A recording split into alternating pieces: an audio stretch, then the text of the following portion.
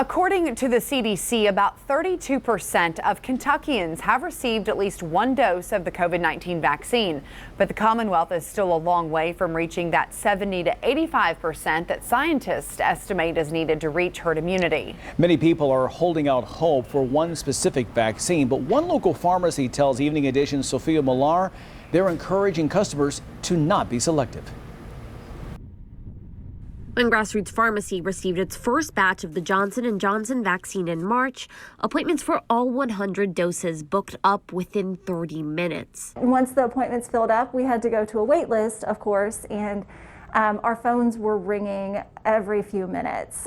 Now on their third batch of the Johnson vaccine, pharmacy owner Shelley Roberts says they're still working through that initial wait list of more than 600 people. I think that the reason most people give us about wanting the Johnson & Johnson is that they just want to get the one dose and be done. The Johnson vaccine is the only single-dose COVID-19 vaccine approved by the FDA. And because of that, Roberts says it's in high demand as some are choosing to wait for the J&J vaccine to become available rather than get the Pfizer or Moderna shots. And I try to encourage people by saying, look, what we're trying to do here is to prevent death and severe illness, hospitalizations.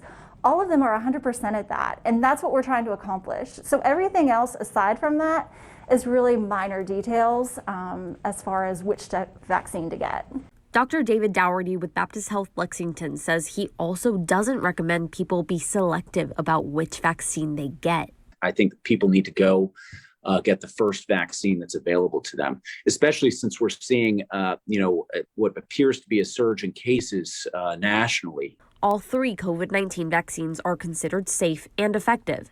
And even as the race for the vaccine continues to ramp up in the United States, the goal continues to be reaching herd immunity as quickly as possible. In Lexington, Sophia Millar, Evening Edition. Well, you may be wondering about some of the differences among the three vaccines currently available in the U.S. Perhaps the most obvious difference is Johnson & Johnson is only one dose.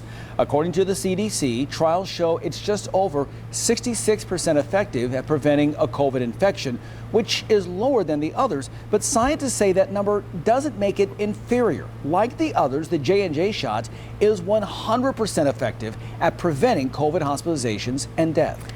Johnson & Johnson also uses a different form of technology called viral vector technology.